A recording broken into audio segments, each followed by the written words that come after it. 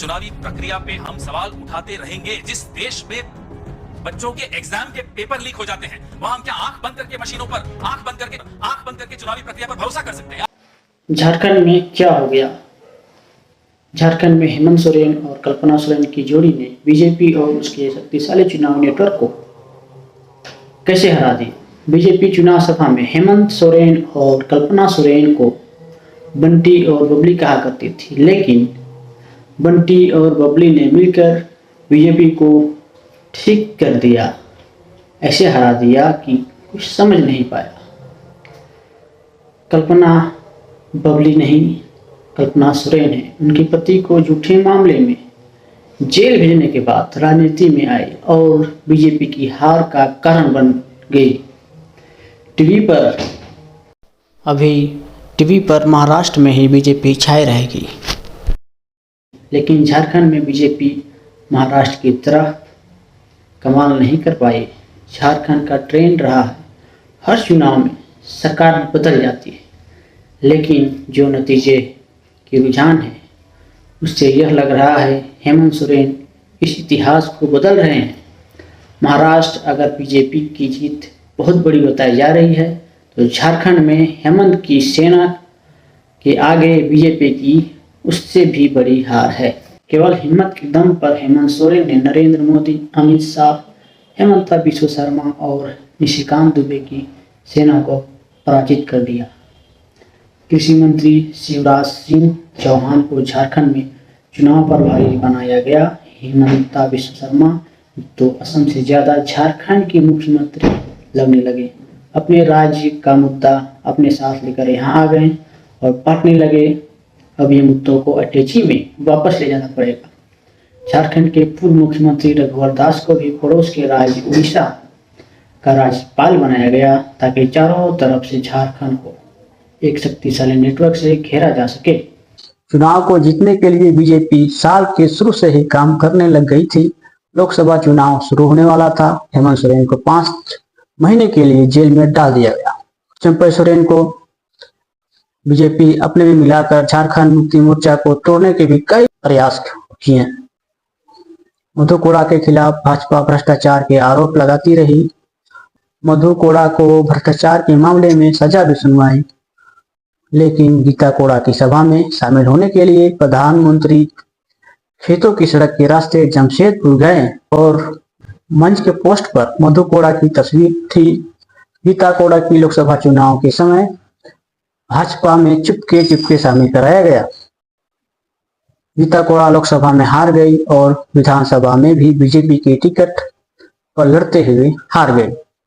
महाराष्ट्र में महायुद्ध और महाविकास अघाड़ी के बीच मुकाबला कई महीनों में बराबर का था। दोनों गठबंधन के पास लड़ने के लिए नेता और संसाधन तो थे, बीजेपी के पास कुछ ज्यादा रहे, लेकिन उद्धव ठाकरे और शरद पवार से कहीं से कमजोर नहीं।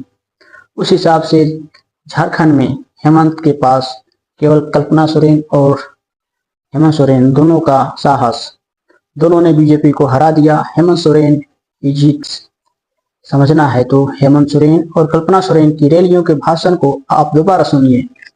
दोनों ने अलग अलग 50 से अधिक सभाएं की।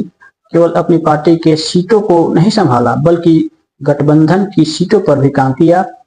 नतीजा दिखने लगा। महाराष्ट्र में इंडिया गठबंधन जितनी बुरी हार गई, झारखंड में इंडिया गठबंधन उतनी ही बड़ी जीत हासिल कर चुका है।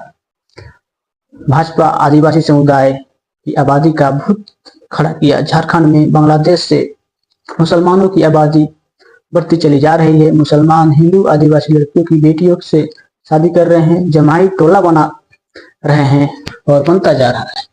इसी झारखंड में प्रधानमंत्री नरेंद्र मोदी ने कितनी खराब भाषा का इस्तेमाल किया। रोटी और बेटी लूट ले जाएंगे, लेकिन हेमंत सोरेन लगातार सड़कों पर रहे और अपने बात कहते रहे। भाजपा भूल गई कि जेल जाने से पहले हेमंत सोरेन ने क्या कहा था। एक आदिवासी मुख्यमंत्री को निकलने का प्रयास है, क्योंकि इस आदिवासी मुख्यमंत्री के शरीर में हड्डियां कुछ अधिक है, इसलिए उस हड्डी को निकालने के लिए ईडी उसका डिस्क्रिप्शन करने में लगी हुई है, ताकि हम कैसे इसको निकल जाए। लेकिन इतना आसान नहीं, गलती से गले में फंस गया तो पूरा का पूरा आंतरिक फाड़ के संभल के खाने का कोशिश कीजिए। झारखंड मुक्ति मोर्चा ने बीजेपी के सभी सांप्रदायिक मुद्दों पर सामने से जवाब दिया। पार्टी के ट्विटर हैंडल पर भाजपा के हर भाषण के बाद जवाब आ जाता था, कोई मीम आ जाता था, पोस्ट बन जाता था। बीजेपी के झूठ को लगातार एक्सपोज करती रही। असम के मुख्यमंत्री हिमंता बिस्वा शर्मा तो कई महीनों से झारखंड के मुख्यमंत्री लगने लगे।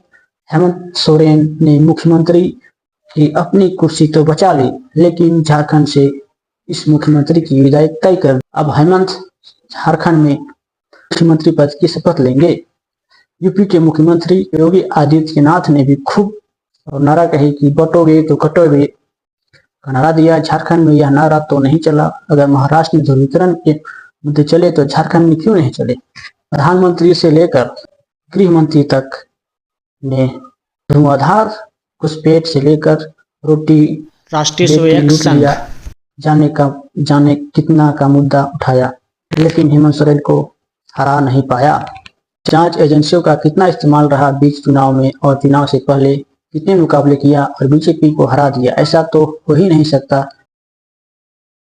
केवल महाराष्ट्र में सैकड़ों सभाएं कर रहा था और घर घर जा रहा था। झारखंड में भी जा रहा होगा। झारखंड में क्या हुआ, क्यों नहीं बीजेपी की सफलता मिली।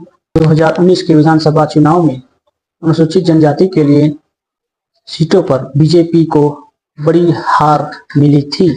अगर इन चुनाव में बीजेपी को बेहतर करना था तो उन सीटों पर अपना प्रदर्शन ठीक करना था। बीजेपी ने आदिवासी समाज को प्रभावित करने के लिए कई मुद्दे उठाए। सांप्रदायिक मुद्दे के अलावा यह भी कहा कि पहली बार आदिवासी महिला को राष्ट्रपति बनाया, दो राज्यों में आदिवासी को मुख्यमंत्री बनाया। इसके जवाब में कल्पना सोरेन अपनी सभा में छत्तीसगढ़ के हसदेव जंगलों में आदिवासी समाज के विस्थापित होने का मुद्दा उठाने लग गई। मणिपुर में आदिवासी समाज की औरतों के साथ होने वाला हिंसा का मुद्दा उठने लगे।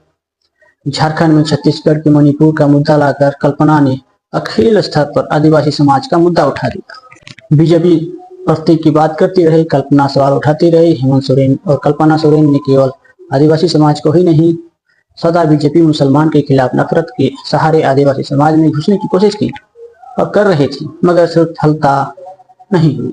दूसरी तरफ सोरेन ओबीसी आरक्षण का मुद्दा उठा रहे थे, अपने साथ दूसरे समाज को जोड़ रहे थे। लोकसभा चुनाव में बीजेपी का प्रदर्शन घटा है, 2019 की तुलना में 2024 में कम हो गई, लेकिन भाजपा विधानसभा में महाराष्ट्र की तरह इससे बेहतर नहीं कर पाए। विधानसभा में हेमंत सोरेन की पार्टी 2019 के प्रदर्शन से भी बेहतर कर ली। परिणामों के अनुसार झारखंड मुक्ति मोर्चा को 81 सीटों में से 56 सीटों पर जीत हासिल हुई। जेएमएम ने 34, कांग्रेस ने 16 और राष्ट्रीय जनता दल ने 4 सीटें जीती। वही एनडीए को केवल 24 सीटें मिली, जिसमें भाजपा ने 21 सीटें और सहयोगी दलों ने 1-1 सीटें प्राप्त की। हेमंत और कल्पना सोरेन के चुनाव लड़ने के अंदाज से लग रहा था वह इस बार सतर्क हो गए हैं। जेल से जमानत पर बाहर आने अंदाजा हो गया होगा कि सत्ता नहीं मिली तो फिर से जेल में डाल दिए जाएंगे। आदिवासी इलाकों में 2019 में भी हेमंत सोरेन ने बीजेपी को बड़ी शिकस्त दी थी। इस बार बीजेपी खास नहीं कर पाई। हेमंता बिस्वा शर्मा का यह पहला चुनाव था जो पूर्वोत्तर की सीमा से बाहर का था। उन्हें जिम्मेदारी मिली। झारखंड में खूब घूमकर उनके बयानों की धूम मच गई, लेकिन पार्टी को जीत नहीं दिला सके। झारखंड में बीजेपी के सांप्रदायिक मुद्दों की हार हुई। बटेंगे तो कटेंगे, एक है तो सेफ है के नाम पर जीत हासिल नहीं कर पाई। बीजेपी के मुद्दे क्या जनता में चल पा रहे हैं? आप तक देखिए, महाराष्ट्र में कहा जा रहा है कि कांग्रेस लोकसभा के मुद्दों को ही दोहरा रही थी, जबकि भाजपा स्थानीय मुद्दों को वहां उठा रही थी। क्या बीजेपी झारखंड में स्थानीय मुद्दे को उठाना भूल गई थी? अगर महाराष्ट्र में भाजपा जनता से कनेक्ट कर रही थी तो झारखंड में क्यों नहीं कर पा रही थी? क्या महाराष्ट्र में बीजेपी लाडली बहन योजना के दम पर ही जीत रही थी और हेमंता केवल मैया सम्मान योजना के दम पर? दोनों राज्यों को सामने रख कर देखी तो पता चलेगा। इन तर्कों से आपको ठोस जवाब नहीं मिलता है। अगर महाराष्ट्र में एकनाथ शिंदे ने मिलकर किया है तो उनके पास बीजेपी की ताकत थी, केंद्रीय एजेंसियां थी, गोदी मीडिया थी और बेशुमार संसाधन। हेमंत सोरेन के पास क्या था? हेमंत ने केवल हिम्मत के दम पर बीजेपी की शक्तिशाली स्कीम को हरा दिया। नमस्कार, मैं इकराम अंसारी।